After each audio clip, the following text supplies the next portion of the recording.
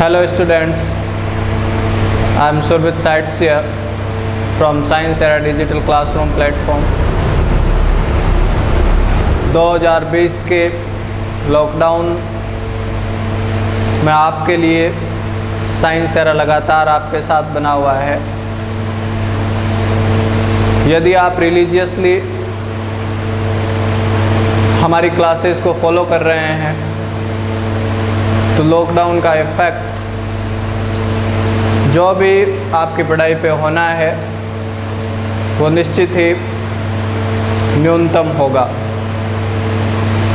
Chapter number 4 हम पढ़ रहे थे इलेक्ट्रिकल कैपेसिटेंस, विद्युत धारिता, और विद्युत धारिता वाले चैप्टर में हमने आवश्यक तौर पर 3 लेक्चर आपको दिए हैं जिनको 10 मिनट से ज़्यादा देना किसी भी टीचर के लिए ख़तरनाक साबित हो सकता है, लेकिन उसकी परवाह किए बगैर हमने हर एक चीज़ को एक्सक्लूसिवली आपको बताया है और निश्चित ही आपको उससे फ़ायदा होगा।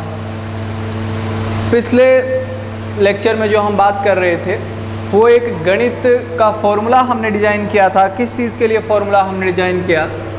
ध्रुवण सदिश, पोलराइजेशन वेक्टर, ध्रुवण सदिश।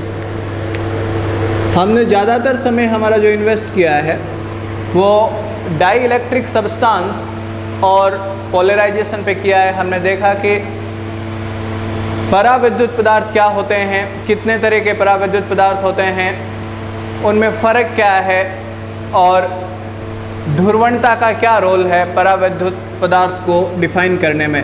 ध्रुवण सदिश या पोलराइजेशन वेक्टर, पोलराइजेशन वेक्टर हमने देखा कि पोलराइजेशन वेक्टर जो है उसका सीधा सीधा संबंध जो है वो डाइपोल मोमेंट से है। ध्रुवण सदिश किससे रिलेटेड है? किससे रिलेटेड है? Dipole moment. डाइपोल मोमेंट का हिंदी में आप जानते ही हैं, द्विध्रुवीय आघूर्ण। द्विध्रुवीय आघूर्ण ये भी सदिश राशि है जिसको हम P से डिनोट करते आ रहे हैं। क्या होता है? Q into L। किस तरह की व्यवस्था के लिए? एक नेगेटिव चार्ज और एक पॉजिटिव चार्ज, और इनके बीच में सेपरेशन कितना हो? L हो, और ये पॉजिटिव प्लस Q और ये नेगेटिव Q। तो इस व्यवस्था के लिए जो हम डाइपोल मोमेंट या द्विध्रुवीय आघूर्ण परिभाषित करते हैं वो इसी हिसाब से परिभाषित करते हैं और इसी से रिलेटेड है ध्रुवण सदिश। इसकी डेफिनेशन बहुत इंपॉर्टेंट है। इसको एक्सक्लूसिवली यदि हम डिफाइन करें, ये डेफिनेशन अत्यंत महत्वपूर्ण डेफिनेशन है। कैसे हम परिभाषित करते हैं ध्रुवण सदिश को? हमने देखा है कि ध्रुवणता जब पराविद्युत पदार्थ में पैदा होती है तो उसका कारण होता है बाहरी विद्युत क्षेत्र। हमने ये देखा कि हमारे पास 2 तरह के पराविद्युत पदार्थ हैं। एक है पोलर ध्रुवीय पराविद्युत पदार्थ और एक है अध्रुवीय पराविद्युत पदार्थ। ध्रुवीय पराविद्युत पदार्थ में व्यक्तिगत अणुओं का परमानेंट डाइपोल मोमेंट होता है। इनके पास स्थायी द्विध्रुवीय आघूर्ण होता है। परमानेंट डाइपोल मोमेंट वाले अणुओं से जिस पराविद्युत का निर्माण होता है वो ध्रुवीय पराविद्युत पदार्थ कहे जाते हैं। जबकि अध्रुवीय पराविद्युत पदार्थ में परमानेंट डाइपोल मोमेंट नहीं होता, यानी इनमें तो इनबिल्ट डाइपोल मोमेंट है जबकि इनमें कोई डाइपोल मोमेंट नहीं है। यहाँ P का मान क्या रहता है? 0 रहता है। मैं इंडिविजुअल अणुओं की बात कर रहा हूँ। आपने ये बात देखी है कि यदि हम ओवरऑल किसी सैंपल के लिए बात करें तो विद्युत क्षेत्र की अनुपस्थिति में दोनों ही तरह के पराविद्युत पदार्थों के लिए यानी ध्रुवीय और अध्रुवीय P नेट का मान 0 ही होता है। लेकिन यदि हम एक एक अणु की बात करें तो ध्रुवीय पदार्थों के पास एक प्रत्येक अणु का परमानेंट डाइपोल मोमेंट होता है, इनबिल्ट डाइपोल मोमेंट होता है। खुद का डाइपोल मोमेंट होता है, लेकिन अध्रुवीय पदार्थों के पास खुद का कोई डाइपोल मोमेंट नहीं होता। इस वजह से नेट भी क्या होता है, जीरो होता है। यहाँ व्यक्तिगत अणुओं के पास डाइपोल मोमेंट होने के बावजूद नेट डाइपोल मोमेंट जीरो आता है, जिसका कारण होता है अनियमित व्यवस्था, और वो अनियमित व्यवस्था का कारण है तापीय ऊर्जा। और ये भी हमने देखा कि जब हम इन दो तरह के पदार्थों को बाहरी विद्युत क्षेत्र में रखते हैं तो इनके जो आवेश हैं, किन के लिए आवेश, अध्रुवीय पराविद्युत पदार्थों के प्लस और माइनस का सेपरेशन हो जाता है। विद्युत क्षेत्र की दिशा में प्लस चला जाता है और विद्युत क्षेत्र की विपरीत दिशा में माइनस चला जाता है। इसको जूम करके दिखाइए मैडम जी। ये प्लस और ये माइनस, एस का सेपरेशन, इनका विस्थापन किस वजह से होता है, बाहरी विद्युत क्षेत्र की उपस्थिति में। प्लस विद्युत क्षेत्र की दिशा में विस्थापित हो जाएगा और माइनस विद्युत क्षेत्र की विपरीत दिशा में व्यवस्थित हो जाता है। यानी अध्रुवीय पराविद्युत पदार्थों पर जब बाहरी विद्युत क्षेत्र का आरोपण करते हैं तो डाइपोल का निर्माण होता है। प्रत्येक अणु किस तरह से काम करने लगता है, द्विध्रुव की तरह काम करने लगता है, और वो द्विध्रुव बन जाता है। तो फिर विद्युत क्षेत्र की उपस्थिति में पी नेट का मान शून्य की बजाय पी नेट का मान अशून्य हो जाता है, यानी द्विध्रुव आघूर्ण पैदा हो जाता है, जिसको हम प्रेरित द्विध्रुव आघूर्ण बोलते हैं। कौन सा शब्द यूज किया हमने, प्रेरित द्विध्रुव आघूर्ण। अध्रुवीय पराविद्युत पदार्थों को बाहरी विद्युत क्षेत्र की उपस्थिति में रखने पर उनमें द्विध्रुव उत्पन्न होता है, जिसे हम प्रेरित द्विध्रुव आघूर्ण बोलते हैं। ऐसे ही ध्रुवीय पराविद्युत पदार्थों का बाहरी विद्युत क्षेत्र की अनुपस्थिति में पी नेट जीरो होता है, लेकिन इन पे भी जब हम बाहरी विद्युत क्षेत्र लगाते हैं तो बाहरी विद्युत क्षेत्र के कारण द्विध्रुव जो अनियमित दिशाओं में थे उनका संरेखण हो जाता है। यानी बाहरी विद्युत क्षेत्र की उपस्थिति में जब ई नॉट जीरो नहीं हो तब क्या घटना घटित होती है, क्योंकि द्विध्रुव तो यहाँ पहले ही है, यहाँ द्विध्रुव नहीं है, अध्रुवीय में यहाँ तो द्विध्रुव है, लेकिन उनकी व्यवस्था इस हिसाब से है कि पी नेट क्या है, जीरो है। तो जब बाहरी विद्युत क्षेत्र लगाते हैं तो यहाँ क्या होता है, द्विध्रुवों का संरेखण होता है। कौन सी दिशा में, ऐसी दिशा में जिनमें द्विध्रुव का स्थायित्व अधिकतम हो। और ये बातें हमने पढ़ रखी है कि द्विध्रुव जब विद्युत क्षेत्र की दिशा के साथ 0 डिग्री का कोण बनाता है तो स्थायित्व मैक्सिमम होता है। तो यही बात यहाँ है। ध्रुवण सदिश का सीधा सीधा संबंध किससे है, डाइपोल मोमेंट से है। क्या डेफिनेशन है इसकी डेफिनेशन की यदि हम बात करें तो ये डेफिनेशन इस हिसाब से दी जाती है, एकांक आयतन में प्रेरित द्विध्रुव, एकांक आयतन में प्रेरित द्विध्रुव आघूर्ण की मात्रा या द्विध्रुव आघूर्ण ध्रुवण सदिश कहा जाता है। ध्रुवण सदिश कहा जाता है। ये कोई डेफिनेशन आसमान से डेफिनेशन नहीं टपकी है, या फिर ऐसा नहीं है कि इसका यहाँ रिलेवेंस ही नहीं है। यानी ये डेफिनेशन यहाँ प्रासंगिक क्यों है, ये डेफिनेशन क्यों आई है, इसका सीधा सीधा लिंक हमें पता होना जरूरी है कि इस डेफिनेशन की ज़रूरत क्यों पड़ी। जब आप किसी भी सब्जेक्ट को पढ़ रहे हैं और आपको आगे वाली कड़ी का प्रासंगिकता पता चलता है कि वो यहाँ रिलेवेंट है कि नहीं है, तब आप उस चैप्टर को याद रखने में आपको बिल्कुल भी दिक्कत नहीं आता है। देखिए क्या होता है, जैसे अभी आपको मैंने बताया कि जब हम पराविद्युत पदार्थों को, किसको, पराविद्युत पदार्थों को यानी डाई इलेक्ट्रिक सब्सटेंस को, जब पराविद्युत, मैं एक लाइन ही लिख देता हूँ आपके लिए, जब पराविद्युत पदार्थ बाहरी विद्युत क्षेत्र में रखे जाते हैं, बाहरी विद्युत क्षेत्र में रखे जाते हैं, यानी बाहरी विद्युत क्षेत्र की उपस्थिति में हो, या मैं जब हटा दूं, पराविद्युत पदार्थ बाहरी विद्युत क्षेत्र की उपस्थिति में होने पर पराविद्युत पदार्थों में, पराविद्युत लिख लेना आप, पराविद्युत पदार्थों में, यहाँ इस जगह जूम कर देना कैमरे को, पराविद्युत पदार्थों में द्विध्रुव आघूर्ण प्रेरित हो जाता है। और ये बात हमने सीखी है, ये हमारे लिए कोई नई जानकारी नहीं है। पराविद्युत पदार्थ बाहरी विद्युत क्षेत्र की उपस्थिति में होने पर पराविद्युत पदार्थों में क्या उपस्थित हो जाता है, किस चीज़ का प्रादुर्भाव हो जाता है, द्विध्रुव आघूर्ण पैदा हो जाता है, द्विध्रुव आघूर्ण पैदा हो जाता है। ये तो ध्रुवण की घटना है। अब द्विध्रुवीय आघूर्ण कहाँ पैदा होगा? जितना भी परावैद्युत पदार्थ है, मान लो इतनी जगह में परावैद्युत पदार्थ है, इतनी जगह में, इतने आकाश में परावैद्युत पदार्थ है। ये आकाश कितना है? आकाश का माप गणित में क्या होता है? आयतन। यानी मान लो ये V आयतन है, तो V आयतन में जब परावैद्युत पदार्थ इस तरह से रखा हुआ था, इस तरह से परावैद्युत पदार्थ, मतलब कौन सा है? ये ध्रुवीय परावैद्युत पदार्थ। और इस पे जब हमने बाहरी विद्युत क्षेत्र का आरोपण कर दिया तो ये द्विध्रुवीय क्या हो जाएंगे? संरेखित हो जाएंगे। यानी अब इस पूरे आयतन में क्या हो जाएगा? द्विध्रुवीय आघूर्ण प्रेरित हो जाएगा। तो ये द्विध्रुवीय आघूर्ण कितना प्रेरित हुआ, इसका कोई ना कोई माप तो होना चाहिए, इसको बताने वाली कोई ना कोई भौतिक राशि तो होनी चाहिए, और उसका कोई ना कोई गणितीय निरूपण भी होना चाहिए।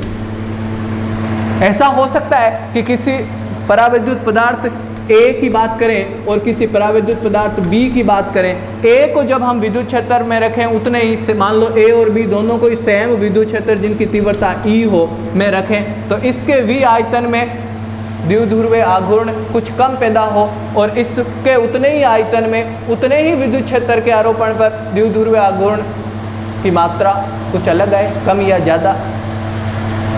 ऐसा हो सकता है। और ऐसा होगा तो हम कैसे बताएंगे कि कौन सा परावैद्युत पदार्थ जो है उसमें विद्युत क्षेत्र के प्रति अच्छा रिस्पॉन्स दे रहा है, यानी कौन सा अच्छा परावैद्युत है।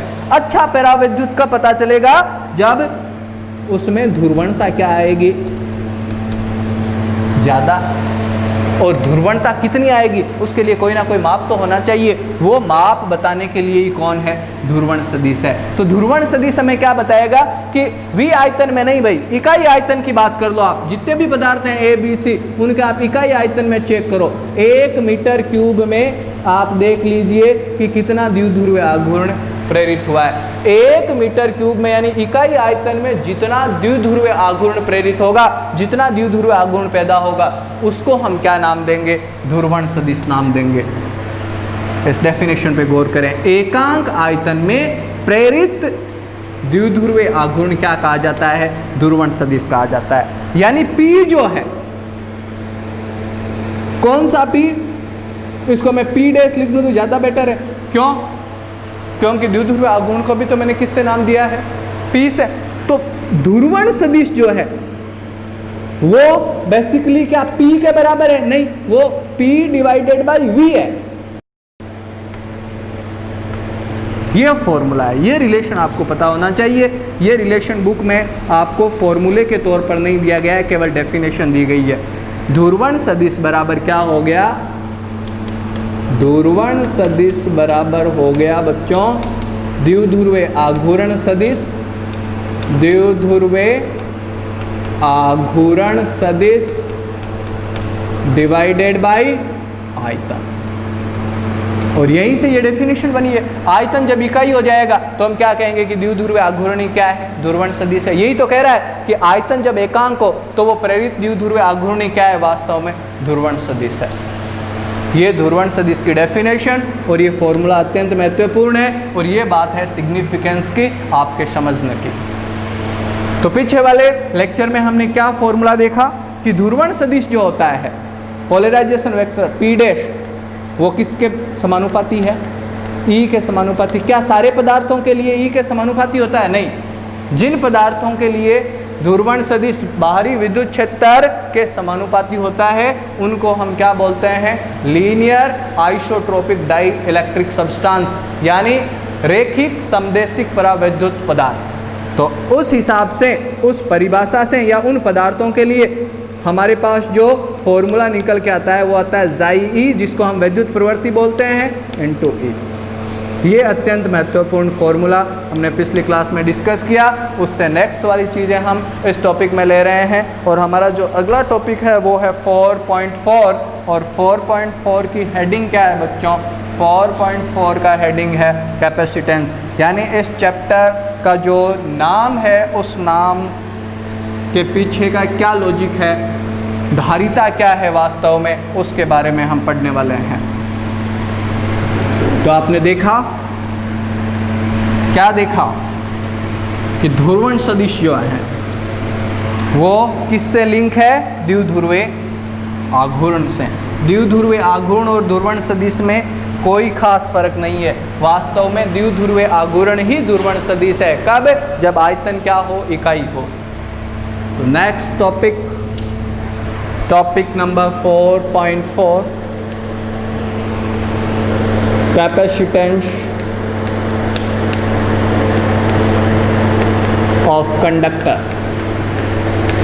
कैपेसिटेंस ऑफ कंडक्टर यानी किसी चालक की धारिता, किसी चालक की धारिता। देखो ये क्या चीज़ है। मान लो मेरे पास एक मटेरियल A है, एक प्लेट ले लिया मैंने, ये विद्युत उदासीन है। क्या है ये? विद्युत उदासीन। और मेरे पास अनंत पे चार्ज पड़ा हुआ है, जैसे मान लो पॉजिटिव चार्ज पड़ा हुआ है बहुत सारा।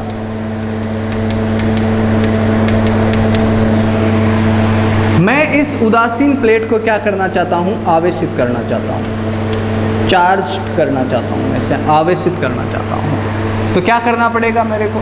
ऐसा तो नहीं होता कि इसके पास जितना भी प्लस है वो एक साथ उठा करके इस पे डाल दो।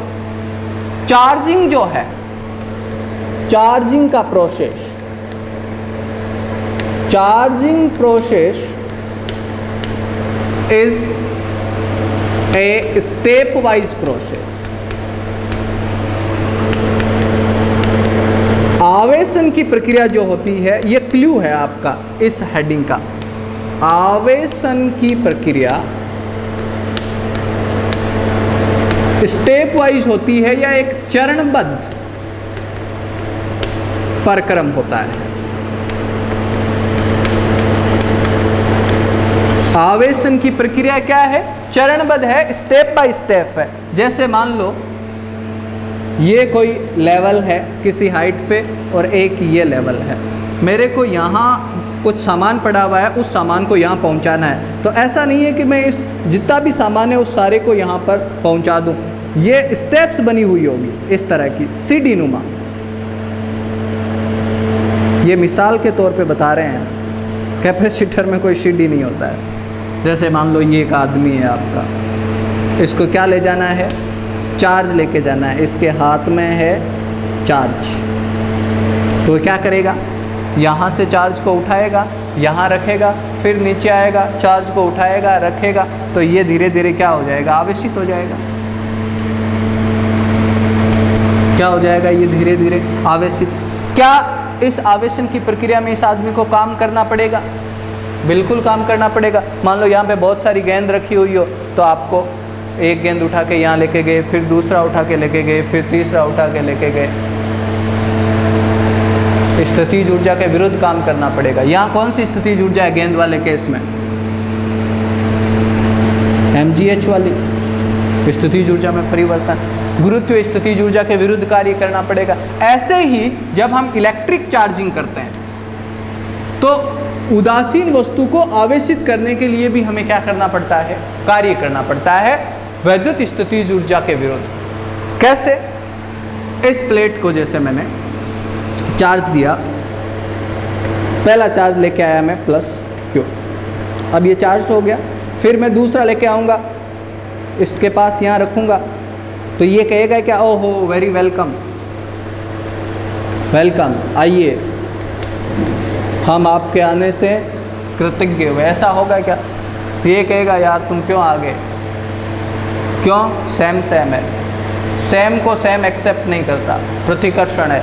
तो इसकी कोशिश ये होगी कि ये नहीं आए तो ज़्यादा बेटर है। ये कहीं इसकी जिद हो कि नहीं आना ही है, मेरे को तो आना ही है, तो फिर इसके विरोध का सामना करना पड़ेगा। यानी जो इसको यहाँ पर इसके पास बिठा के रखेगा उसको कार्य करना पड़ेगा, एक्सटर्नल एजेंसी को कार्य करना पड़ेगा। फिर मान लो तीसरा लेके आऊँगा तो और कार्य करना पड़ेगा, क्योंकि विरोध दो का झेलना पड़ेगा। चौथा लेके आएंगे तो और कार्य करना पड़ेगा, और पांचवा लेके आएंगे तो और कार्य करना पड़ेगा। और जितना कार्य हम करेंगे उतना कार्य इस सिस्टम को मिल जाएगा। वो इस सिस्टम की क्या है? वैद्युत स्थितिज ऊर्जा, इलेक्ट्रिकल पोटेंशियल एनर्जी। और यदि मैं इकाई आवेश को लेकर के आऊं, यहाँ एक कूलाम आवेश को लेकर के आऊं, तो वो स्थितिज ऊर्जा वास्तव में क्या होगा, विभव होगा। होगा कि नहीं होगा? क्या बात पढ़ा रहे हैं sir? Charging process is a step wise process.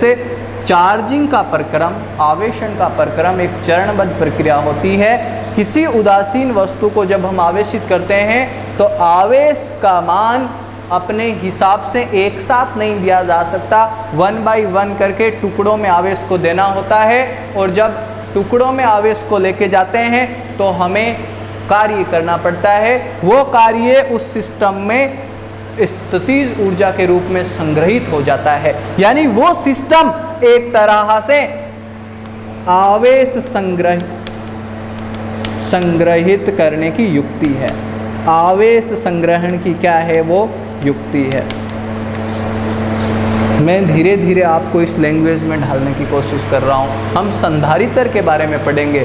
संधारित्र आवेश संग्रहण की युक्ति होती है। हम क्या करना चाहते हैं, हमारे पास जो प्रैक्टिकल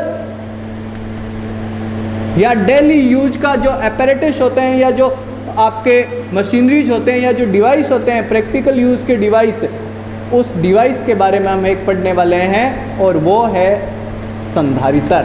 संधारित्र आवेश संग्रहण की युक्ति है, लेकिन उसके साथ एक शब्द जुड़ा हुआ है, धारिता। उस धारिता का सिग्निफिकेंस क्या है, वो इस थ्योरी में आपको बताने की कोशिश हो रही है। मैं आपको क्या बताना चाह रहा हूं कि जब किसी तंत्र या किसी निकाय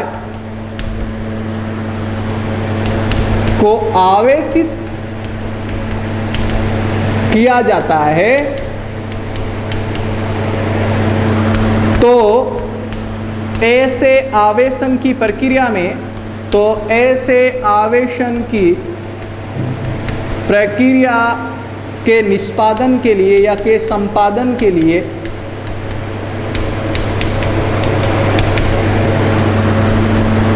किसी बाहरी कारक को कार्य करना पड़ता है। क्यों? क्योंकि प्रतिकर्षण का सामना करना पड़ता है, उस प्रतिकर्षण के प्रतिकार के लिए कार्य करना पड़ता है। और वह कार्य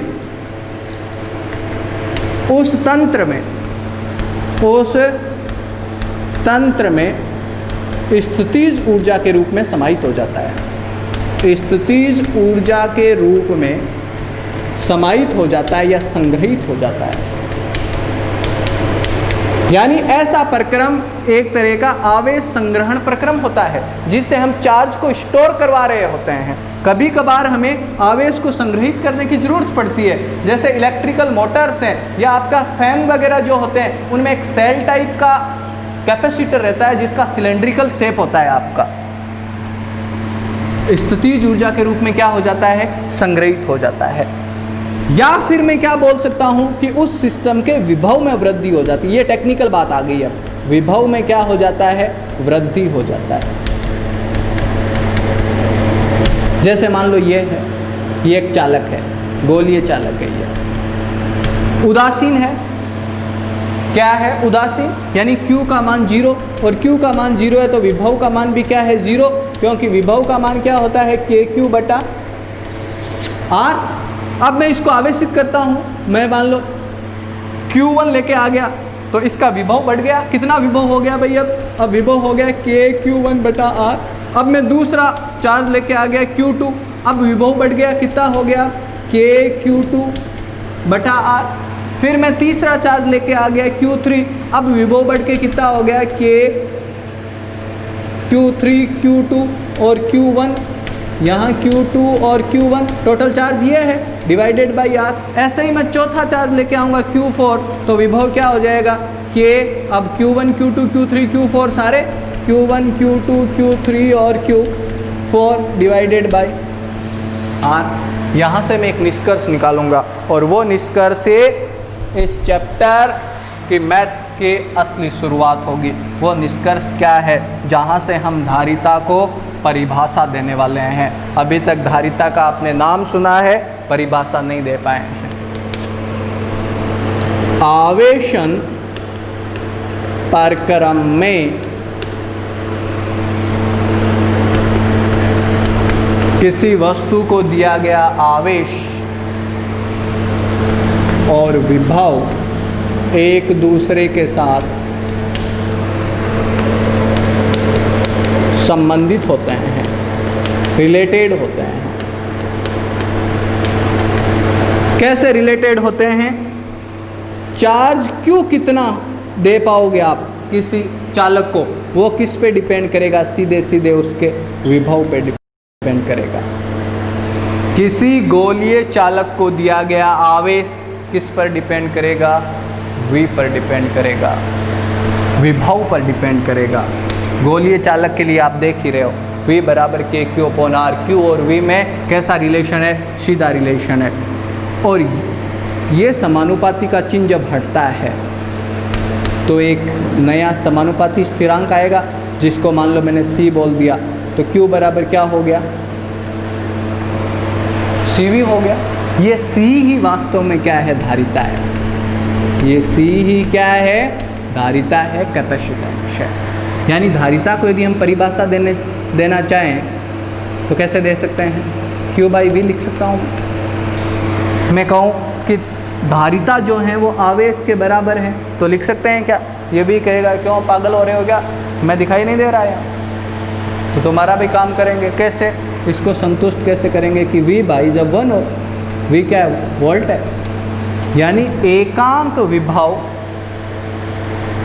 के लिए परिभाषित आवेश की मात्रा ही क्या होता है? धारिता होता है। धारिता का डेफिनेशन क्या हो गया? धारिता का परिभाषा क्या हो गया? किसी चालक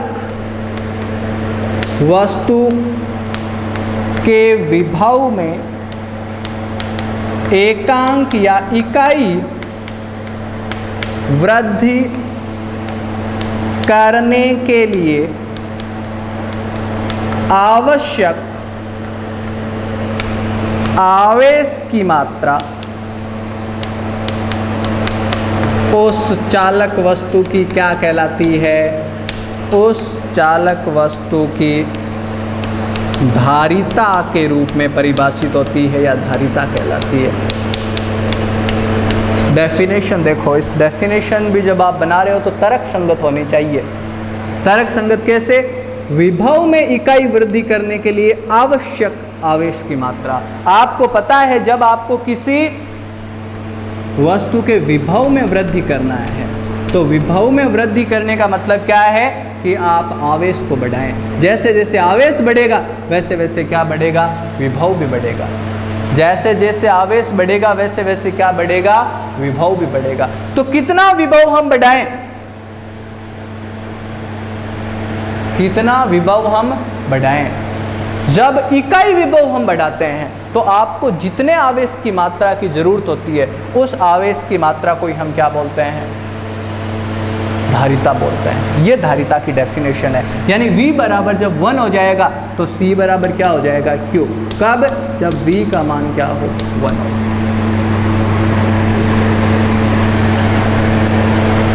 किसी चालक वस्तु के विभव में इकाई वृद्धि करने के लिए आवश्यक आवेश की मात्रा को ही क्या बोलते हैं? चालक की धारिता बोलते हैं। धारिता का फिजिकल सिग्निफिकेंस क्या है? भौतिक अर्थ क्या है? धारिता बताती क्या है? इसके शब्द का सर अर्थ क्या है? धारिता कोई कुछ धारण करने की बात है। धारिता का संबंध तो हमें सर ऐसे लग रहा है जैसे कोई चीज़ के धारण करने की बात हो, धारण करने की क्षमता की बात हो कि कोई वस्तु किसी चीज़ को धारण करने की कितनी क्षमता रखता है। धारण करने की क्षमता की चर्चा नहीं हुई सर, वही हुई है, वही हुई है वास्तव में। क्या धारण करने की क्षमता? आवेश धारण करने की क्षमता। आवेश धारण करने की क्षमता किसकी? चालक की। क्या कही जाती है? धारिता कही जाती है। यानी जब धारिता की बात करेंगे तो सर हम ये बात करेंगे कि ये वस्तु कितना आवेश धारण करने की क्षमता रखती है। मैंने कहा इसकी धारिता 5 है, इसकी धारिता 20 है, तो आप क्या समझोगे?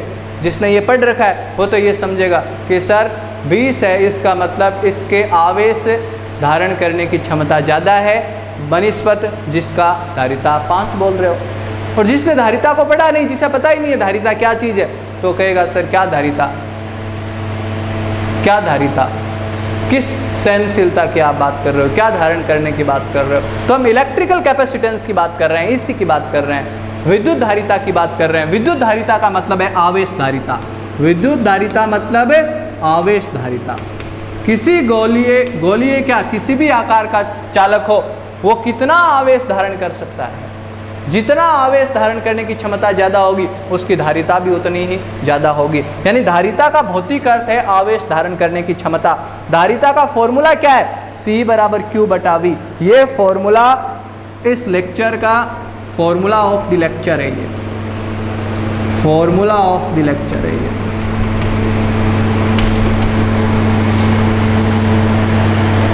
Q बराबर CV। पहली बार आज आपने सीख लिया, तो आज से आगे की फिजिक्स में जैसे F बराबर ma सीखे हो, जो साइंस का विद्यार्थी है वो F बराबर ma को नहीं बोल सकता, वैसे ही आज के बाद आप Q बराबर CV को नहीं बोलोगे। इतना महत्वपूर्ण फॉर्मूला है, बार बार हम यूज करेंगे। Q बराबर CV, Q बराबर CV। Q आवेश, C धारिता, V विभव। यहीं से हमने धारिता की डेफिनेशन बना ली कि C बराबर Q बाई V। यानी C को हम Q कहने की हिमाकत करना चाह रहे हैं, लेकिन V को सेटिस्फाई करना पड़ेगा, तो V को इकाई कर दिया कि इकाई विभव में वृद्धि के लिए आवश्यक आवेश की मात्रा क्या है, वास्तव में धारिता है। फिर क्या पढ़ सकते हो, हाँ बहुत सी चीज़ें हैं पढ़ने के लिए, और वो सिर्फ खेलना है, नया चीज़ तो है नहीं। धारिता की इकाई क्या होगी, इकाई SI तो आपको दिख ही रहा है, आवेश बटा वोल्ट। आवेश क्या है, कूलाम, और विभव वोल्ट है ही। C बराबर क्या मिला, Q बाई V, यानी कूलाम बटा वोल्ट। ये क्या है, इसका इकाई, यूनिट, SI यूनिट है ये। इसका जो यूनिट आपको याद रखना है वो है फैराड। फैराड, फैराडे आवेश की इकाई होती है, लेकिन फैराड धारिता का इकाई है। एक फैराड बराबर क्या होता है, एक फैराड का मतलब है 1 कूलाम बटा 1 वोल्ट, इसको हम 1 फैराड बोलते हैं। बाकी 1 फैराड इकाई जो होती है, अब ये बातें तो आप किताब पढ़ोगे तो ही पता चल जाएगा, मेरे पास नया बताने के लिए कुछ नहीं है। मैं बताऊं तो टाइम ही जाना है और कुछ नहीं है। कि फैराड धारिता की बहुत बड़ी इकाई है, फैराड धारिता का बहुत बड़ा इकाई है। इसलिए जब हम धारिता की बात करेंगे, न्यूमेरिकल्स लेंगे, तो धारिता बहुत रेयर होगा कि आपको ऐसे बताया जाएगा कि इसकी धारिता 1 फैराड है संधारित्र की, या इस संधारित्र की 2 फैराड है। धारिता के लिए ज़्यादातर आप माइक्रो फैराड यूज करोगे। माइक्रो का मतलब हो गया 10⁻⁶। बाकी और क्या पढ़ सकते हो, ग्राफ बना सकते हो। किसका ग्राफ, Q बराबर क्या है, CV है, तो Q किसके प्रोपोर्शनल है, V के प्रोपोर्शनल है। तो Q और V को प्लॉट करना चाहो तो सरल रेखा आ जाएगा, y बराबर mx प्लस C। C का मान क्या है, 0 है, m की जगह क्या है, C है, और m क्या होता है, tan थीटा, यानी थीटा बराबर tan इनवर्स C का मान, धारिता का मान। और क्या पढ़ सकते हो, क्या पढ़ सकते हो, डायमेंशनल फॉर्मूला MLT के फॉर्म है, तो MLT आप बता ही सकते हो। C का MLT कैसे डिजाइन होगा। टाइम वेस्ट कर रहा है आपका टीचर, बहुत दुख हो रहा है हमें, लेकिन आप कहोगे कि सर आपने छोड़ दिया। C बराबर Q बाई V, और Q बराबर क्या होता है, I बराबर Q बाई T एक तरह से, ये एम्पियर, और टाइम का T A into T। Voltage क्या होता है,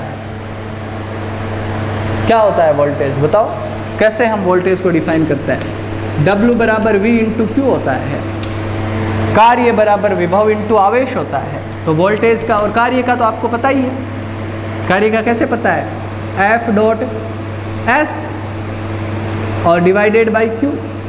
F क्या है, ma का मतलब हो गया आपका मास, m बोल दो, और a का मतलब मीटर पर सेकंड स्क्वायर, यानी LT⁻⁻², और ये एक L, और फिर से आपका क्या आ गया, Q आ गया, तो आप Q यहीं से पुट कर सकते हो, इसको Q रहने दो चाहे।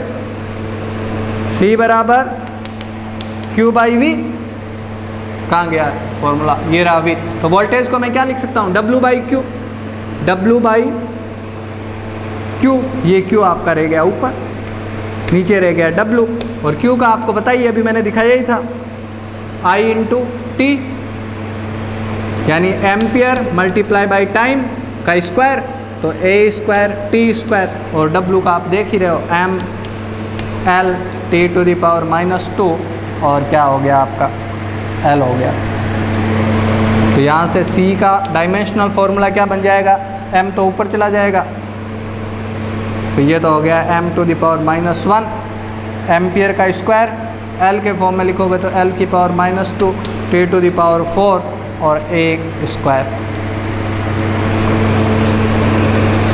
इसको आप खुद से सॉल्व करके देख लेना, ठीक है। मैंने जल्दबाजी में इसे किया है, आप इनको खुद से वेरीफाई कर लेंगे इस रिजल्ट को। कितना टाइम हो गया,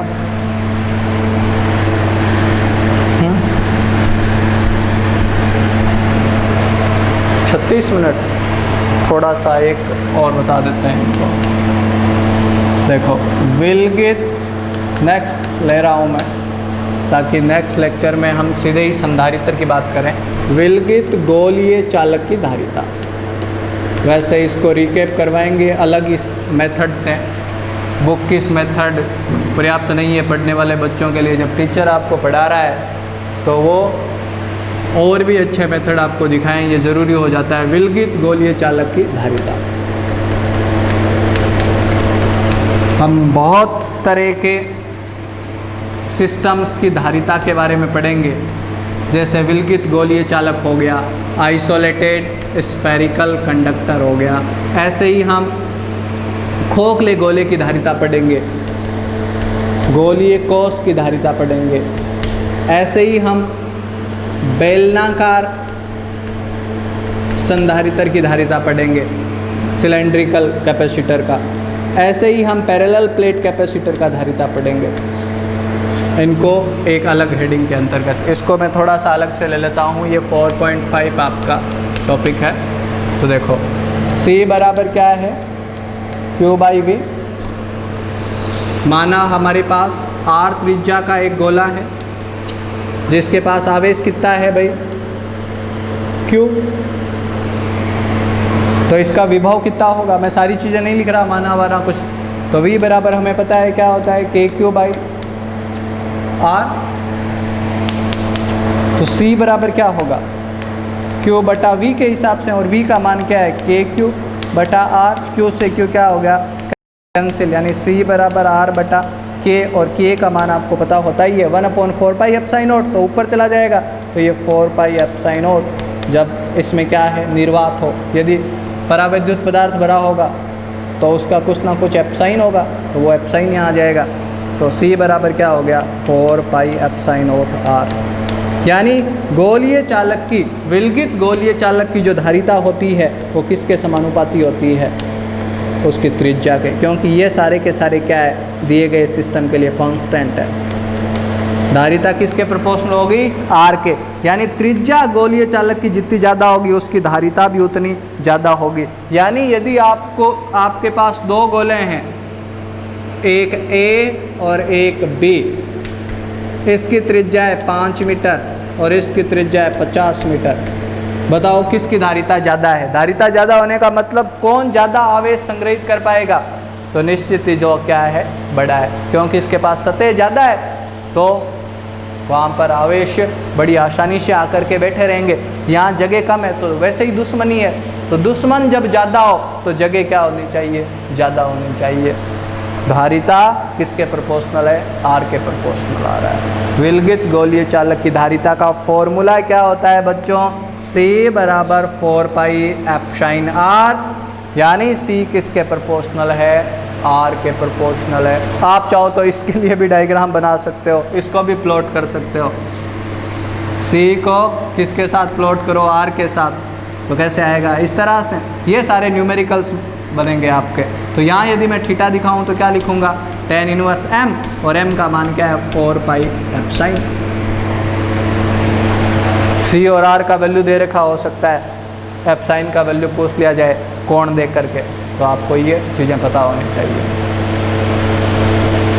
ठीक है, ये हुई गोलीय चालक। कैसा गोलीय चालक? विलगित गोलीय चालक की धारिता। इसको आप बुक में से पढ़ लेंगे, इतना पढ़ने वाला इसमें है नहीं, बस ये पता होना चाहिए कि हम C कैसे कैलकुलेट करेंगे। तो कैसा भी सिस्टम हो, कोई सा भी सिस्टम हो, यदि आपको C को कैलकुलेट करना है, धारिता को कैलकुलेट करना है, तो आपके पास क्या होना चाहिए? एक तो आवेश और दूसरा विभव। विभव कैसे पता चलेगा? विद्युत क्षेत्र की मदद से। आपको किसी भी सिस्टम के लिए E को फाइंड आउट करना पड़ेगा, फिर वोल्टेज फाइंड आउट करो, और Q में वोल्टेज का डिवाइड कर दोगे तो उस सिस्टम के लिए क्या मिल जाएगा? आपको C मिल जाएगा। तो आने वाला जो लेक्चर है उसमें हम संधारित्र के बारे में डिटेल्ड स्टडी करेंगे कि कैपेसिटर क्या होता है। अब तक हमने कैपेसिटर क्या करता है, कैपेसिटर का लिंक किस भौतिक राशि से है, उस भौतिक राशि के बारे में चर्चा किया है, धारिता के बारे में। आवेश संग्रहित करता कौन है, उस युक्ति का क्या नाम है? वो युक्ति है संधारित्र। युक्ति के बारे में अगले लेक्चर से पढ़ेंगे। संधारित्र क्या स्टोर करता है? आवेश। और आवेश संग्रहित करने की, स्टोर करने की कैपेसिटी किस में मापी जाती है? वो है कैपेसिटेंस, धारिता। धारिता ज़्यादा मतलब आवेश संग्रहित करने की क्षमता ज़्यादा, धारिता कम मतलब आवेश संग्रहित करने की क्षमता कम। ये सारी चीज़ें पढ़नी है आपको, पढ़ते रहिए। किसी भी तरह का कोई भी दिक्कत यदि आपको आता है तो आप बेझिझक कमेंट बॉक्स में पूछ सकते हैं। बाकी कर दो, बंद कर दो इसको, उसको प्रेस कर दो।